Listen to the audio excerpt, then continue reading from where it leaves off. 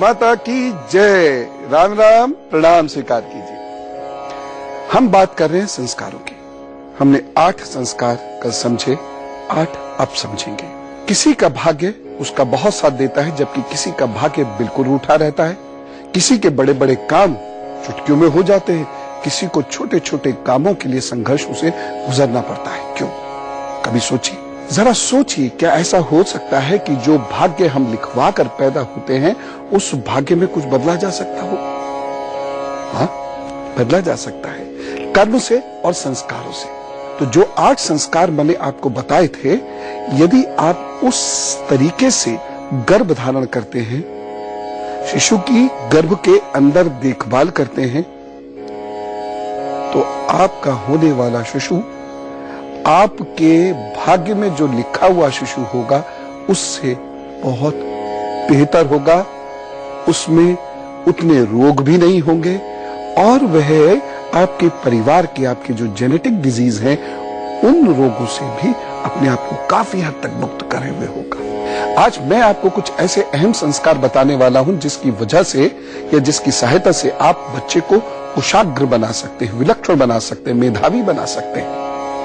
तो गौर से सुनिए। 9वां संस्कार, 9वां संस्कार है कर्णवेद, यानी कान छिदाने की परंपरा। आप बच्चे को कुशाग्र बना सकते हैं, विलक्षण बना सकते हैं, मेधावी बना सकते हैं। तो गौर से सुनिए। 9वां संस्कार, 9वां संस्कार है कर्णवेद, यानी कान छिदाने की परंपरा। कर्णभेद संस्कार जन्म के 6 माह बाद से लेकर 5 वर्ष की आयु के बीच किया जाता है। मस्तिष्क मजबूत होता है तथा बोलने की समस्याओं का निदान भी होता है। मेडिकल साइंस भी इसे मानता है।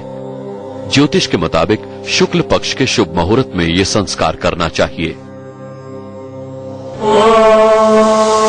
अब बारी है 10वें संस्कार की। यह संस्कार सबसे महत्वपूर्ण संस्कारों में से एक है।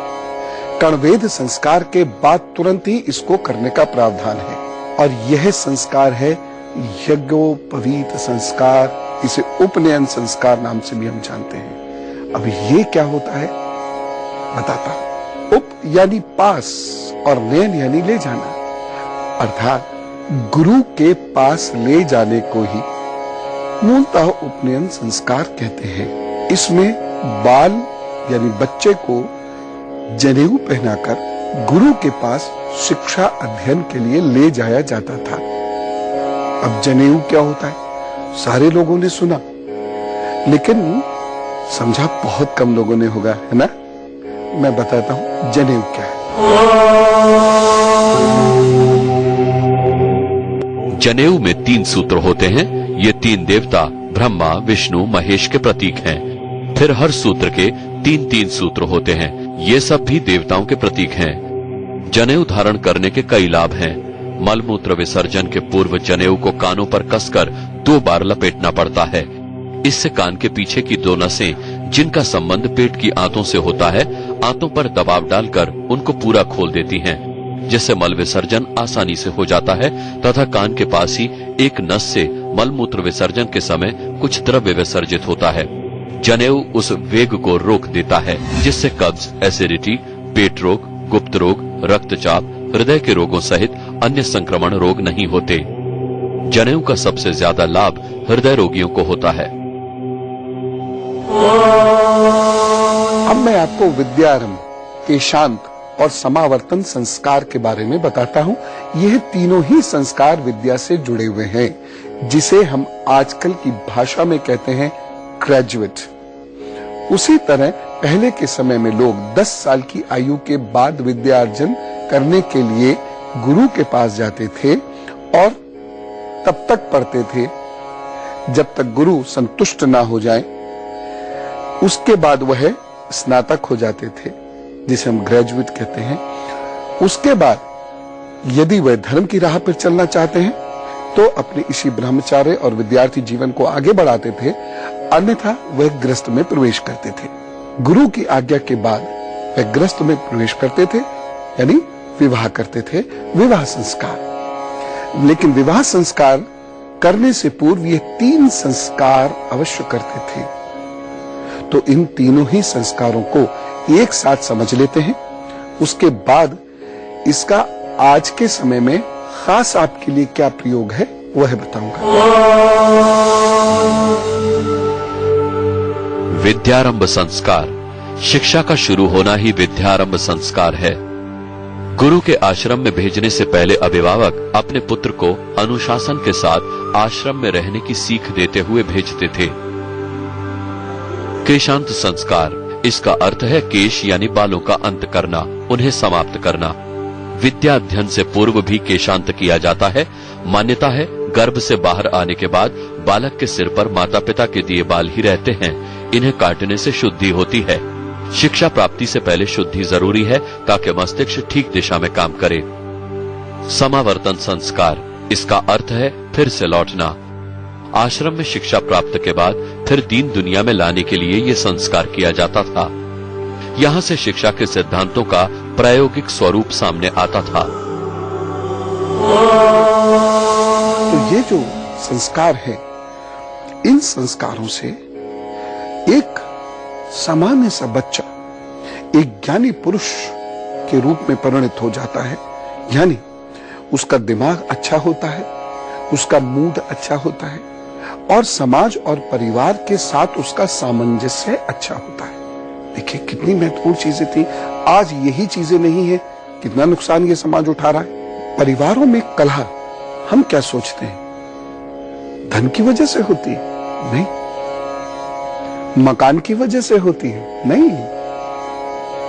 भूमि की वजह से होती है? नहीं। दिमाग की वजह से होती है, सोच और विचारों की वजह से होती है। विद्या आज हमारे लिए एक औपचारिक कार्य है, एक फॉर्मल सिस्टम है, फॉर्मल एजुकेशन ही इसे बोला जाता है। लेकिन उस युग में गुरु के सानिध्य में जो विद्या अर्जन होता था वही व्यक्ति के पूरे व्यक्तित्व का निर्माण करती थी। और आज की विद्या व्यक्तित्व का निर्माण नहीं करती, केवल विद्यार्थी को कुछ सूचनाएं देती है, हम उसी को ही योग्यता समझते हैं। हमें जीवन जीने की कला तो नहीं आती। हाँ, हम कुछ पढ़ लिख लेते हैं और नौकरी कर लेते हैं, ये विद्या थोड़ी है, ये तो सूचनाएं हैं। तो इन तीनों संस्कारों से एक उत्तम और श्रेष्ठ व्यक्तित्व की उत्पत्ति होती थी, जिसको समाज की समझ होती थी, जिसको रिश्तों की समझ होती थी, जो ईश्वर के मार्ग से हटता नहीं था। ईश्वर का भय उसके मन में होता था कि मैंने यदि पाप कर्म किया, यदि मैंने परिवार में अपने दायित्वों का निर्वहन सही नहीं किया तो मैं दंड का भागी होऊंगा। यही गुरु की महत्ता थी कि वह आपके पूरे व्यक्तित्व का निर्माण कर देता है। यही हमारे शास्त्रों का मूल कार्य है, जिन्हें हम धर्मशास्त्र कहते हैं। वह मूलतः जीवन सिखाने के शास्त्र है। अब जीवन का 14वां और सबसे महत्वपूर्ण संस्कारों में से एक विवाह का संस्कार। किसी दिन विवाह के ऊपर मैं आपको विशेष बातें बताना चाहता हूं, क्योंकि मेरे लिए परिवार की मजबूती बहुत महत्वपूर्ण है। जो परिवार मजबूत नहीं होगा, वहां खुशियां नहीं होंगी, वो व्यक्ति भी टूट जाएगा, वह समाज भी टूट जाएगा। और देखिए, हमने भारतीय विधाओं को, भारतीय ऋषियों और मनीषियों की, विद्वानों की वाणी को जीवन में उतारा नहीं, समझा ही नहीं, तो उतारेंगे कैसे? इसीलिए हर घर में कला, चिंता, परेशानियां और रोग हैं कि नहीं? बताइए, हैं कि नहीं? भविष्य को लेकर असुरक्षाएं बताइए, हैं कि नहीं? है ना? इसको खत्म आप अपने ज्ञान से और अपने कर्म से ही कर सकते हैं। बता मैं दूंगा, जीवन में आप उतारेंगे। इन संस्कारों में बड़े गूढ़ रहस्य छुपे हुए होते हैं। इसलिए विवाह को लेकर बहुत गंभीर रहिए। विवाह एक धार्मिक कार्य है, बेहद पवित्र कार्य है। मैं बहुत डिटेल से आपको इसके बारे में बताऊंगा। आज सिर्फ एक छोटा सा निवेदन ये कर रहा हूं कि विवाह को मौज मस्ती का कार्य बनाकर ही मत छोड़ दीजिए, वह भी कीजिए, लेकिन मर्यादाओं के अंदर, अन्यथा विवाह में परेशानियां आएंगी। विवाह संस्कार यानी विशेष रूप से वहन यानी ले जाना। विवाह का अर्थ है पुरुष द्वारा स्त्री को विशेष रूप से अपने घर ले जाना। ये धर्म का साधन है। दोनों साथ रहकर धर्म का पालन के संकल्प के साथ विवाह करते हैं। विवाह के द्वारा सृष्टि के विकास में योगदान दिया जाता है। इसी से व्यक्ति पितृ ऋण से मुक्त होता है। 15वां संस्कार होता है विवाहाग्नि संस्कार। इसमें विवाह के पहले तक पिता द्वारा जलाई गई अग्नि में आहुति दी जाती थी। विवाह के साथ ही व्यक्ति स्वयं अपनी अग्नि घर में प्रज्वलित करता था। पति पत्नी दोनों सुबह, दोपहर और शाम को इसमें घी और दूध की आहुति देते थे। विवाह के बाद अपनी अलग अग्नि जलाने का अर्थ है अपना अलग चूल्हा करना, यानी अपनी जिम्मेदारियां स्वयं उठाना। हमारे जीवन का 16वां और बड़ा महत्वपूर्ण और सबसे महत्वपूर्ण संस्कार है इस संसार से विदाई का संस्कार, अंत्येष्टि का संस्कार, अंतिम संस्कार है। आप सोचते होंगे कि जब भी मृत्यु की बात आती है मैं मुस्कुराने लगता हूं, जैसे कि मैं किसी उत्सव की बात कर रहा हूं। मुझे मालूम है जीवन का सबसे बड़ा उत्सव मृत्यु है। मुझे इससे भय नहीं लगता और इससे किसी को डरना भी नहीं है, क्योंकि ये ही अवश्यंभावी है, ये तो आएगी आएगी। परिग्रह संस्कार भी इसको कहते हैं। आत्मा में अग्नि का आधान किया जाता है, अग्नि परिग्रह है। धर्मशास्त्रों की मान्यता है कि मृत शरीर की विधिवत क्रिया करने से जीव की अतृप्त वासनाएं शांत हो जाती हैं। हमारे शास्त्रों में बहुत ही सहज ढंग से इस लोक के बारे में और परलोक के बारे में बताया गया है। जब तक कोई जीव शरीर धारण कर इस लोक में निवास करता है तो वह विभिन्न कर्मों से बंधा रहता है। प्राण छूटने पर वह इस लोक को छोड़ देता है। उसके बाद वह विभिन्न लोकों में जाता है, और यदि उसके पाप कर्म नहीं है और वो सत्कर्मी था तो उसको मोक्ष या निर्वाण की प्राप्ति होती है। मनुष्य अपने कर्मों के अनुसार फल भोगता है। इसी पर यही कल्पना है कि हमारे शास्त्र दो बातें कहते हैं। एक तो जीवन जियो उस तरह से जियो जिस तरह से आपका धर्म कहता है, और दूसरी बात कि जब जीवन पूर्ण हो जाता है, आत्मा इस शरीर को छोड़ देती है, तो जो बाकी लोग हैं आपके पीछे, वह आपके पंच तत्वों को पूरी क्रियाओं के साथ, विधियों के साथ इस पंच तत्व में इस प्रकार विलीन कर दें कि आपकी आत्मा को तृप्ति और शांति प्राप्त हो। अंत्येष्टि संस्कार का अर्थ है अंतिम यज्ञ। आज भी शव यात्रा के आगे घर से अग्नि जलाकर ले जाई जाती है। इसी से चिता जलाई जाती है। मृत्यु के साथ ही व्यक्ति स्वयं इस अंतिम यज्ञ में होम हो जाता है। हमारे यहाँ अंत्येष्टि को इसीलिए संस्कार कहा गया है कि इसके माध्यम से मृत शरीर नष्ट होता है। इससे पर्यावरण की रक्षा होती है।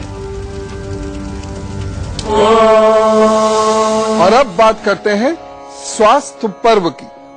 स्वास्थ्य की बातों को जरा ध्यान से सुना कीजिए, क्योंकि हमारे महान ऋषि मुनियों ने हमारे आसपास की चीजों का गहन अनुसंधान करके ये सारे सूत्र हमें दिए। ये हजारों वर्षों से, विशेषकर पिछले 3300 वर्षों से मानव के शरीर की रक्षा करते आए हैं। ये छोटे छोटे उपाय, ये छोटी छोटी वस्तुएं हमें बहुत बड़े बड़े रोगों से और रोगों के खतरों से बचा सकती हैं। ये आज भी उतने ही प्रासंगिक हैं जितने 5000, 8000, 10,000 वर्ष पूर्व थे, लेकिन हमने इन पर ध्यान नहीं दिया। ध्यान क्यों नहीं दिया? आत्मविश्वास नहीं, विश्वास नहीं अपने देश की महान परंपरा पर। इसलिए हमने इन पर ध्यान न देकर कुछ रासायनिक दवाइयों पर ध्यान देना शुरू कर दिया कि वह ठीक करती। हम भूल गए कि रोग को होने ही नहीं देना चाहिए। हो गया तो परेशान तो फिर वो करता ही है। और आयुर्वेद का सिद्धांत यह है कि आपकी आयु गुणवान हो, यानी जितने दिन भी हमें आपको जीना है, हम ठसक के जिए, गुणों के साथ जिए। आज स्वास्थ्य पर्व में मैं गेहूं की बात करना चाहता हूं। मैं तो गेहूं को ईश्वर का निजी आहार मानता हूं, क्योंकि यह वास्तव में संजीवनी बूटी का कार्य करता है। इसका सेवन हमारा तन और मन दोनों ठीक करता है। भोजन एक ऐसी दवा है, एक ऐसी औषधि है जो तन के साथ मन को भी ठीक करती है। और यही भारत की इस विश्व को बहुत बड़ी देन है। भारतीय विद्वान कहते हैं कि यदि आपका मन कलुषित है तो आपको रोग से कोई बचा नहीं सकता, क्योंकि अधिकतर रोग विचार जनित है, मन जनित है।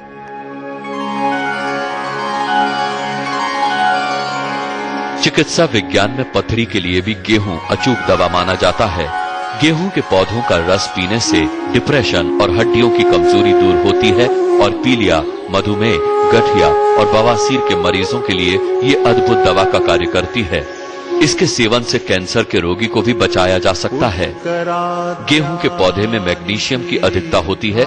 ये जब हमारे रक्त में मिलता है तो हमारे शरीर की नाड़ियों का शोधन करता है, जिससे हमें रोगों से लड़ने की असीम शक्ति प्राप्त होती है। इसीलिए इसे जीवनदायिनी पौधा कहा जाता है। अब पथरी को गलाने का एक उपाय आपको बताता हूं। यह लिखा हुआ है, वर्णित है, विद्वानों के द्वारा इस बात को कहा गया है, लेकिन इसका प्रयोग आप चिकित्सा निर्देशन में कीजिएगा। जिनको भी पथरी की समस्या है वह 250 ग्राम गेहूं और 250 ग्राम चने को 5 गिलास पानी में उबाले और तब तक उबाले जब तक ये 3 गिलास ना रह जाए। फिर इसे छानकर दिन में 3 बार पिए। छोटी मोटी पथरी तो यूं गल जाती है, ऐसा विद्वान कहते हैं, लेकिन मैं पुनः कहता हूं, दवा सदैव चिकित्सा निर्देशन में लेनी चाहिए। स्वस्थ रहना ही ईश्वर का सबसे बड़ा वरदान है, तन से भी और मन से भी। देखिए, यहां पर एक बहुत बड़ा फर्क है जो मैं आपके सामने स्पष्ट करना चाहता हूं। भारतीय परंपराओं में तन और मन दोनों की शुद्धता, स्वस्थ रहना ही ईश्वर का सबसे बड़ा वरदान है, तन से भी और मन से भी। देखिए, यहां पर एक बहुत बड़ा फर्क है जो मैं आपके सामने स्पष्ट करना चाहता हूं। भारतीय परंपराओं में तन और मन दोनों की शुद्धता और दोनों से स्वास्थ्य बनता है। हां, आजकल वर्ल्ड हेल्थ ऑर्गेनाइजेशन भी ऐसा मानने लगी है। अच्छा स्वास्थ्य ईश्वर का एक बहुत बड़ा वरदान है। ईश्वर स्वयं चाहते हैं कि हम स्वस्थ रहें, इसलिए उन्होंने हमारे आसपास ऐसी वस्तुएं बनाई जिसका सेवन करके हम स्वस्थ रह सकते हैं, खुश रह सकते हैं। बस आवश्यकता है आवश्यक ज्ञान अर्जन की। ज्ञान अर्जन आप कर रहे होंगे, मुझे पूरी उम्मीद है। आपको यह ज्ञान अर्जित भी करना है और लोगों में बांटना भी है, तब भारतीयता फैलेगी, भारतीय संस्कृति का वैज्ञानिक प्रभाव फैलेगा। भारतीय इतिहास के बारे में प्रामाणिक चर्चाएं होंगी, ये बेहद आवश्यक है। बच्चों और युवाओं ने जिस तरीके से प्रश्न किए हैं वह अपने आप में आह्लादित करने वाला है, उत्साहवर्धक है। मैं चाहता हूं प्रश्न हो, आप खूब प्रश्न कीजिए और लोगों से पूछिए, उनको भी कहिए वह भी प्रश्न करे। कहीं ना कहीं किसी न किसी प्रकार से मैं आपके प्रश्न का उत्तर अवश्य दूंगा। मुझे अच्छा लगेगा नाम और पते के साथ यदि प्रश्न और सुझाव आप भेजते हैं।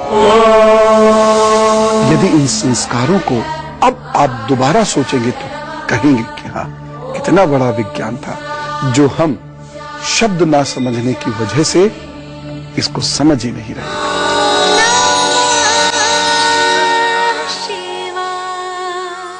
आपका हर प्रश्न समाज के लिए बहुत महत्वपूर्ण है, इसलिए प्रश्न कीजिए।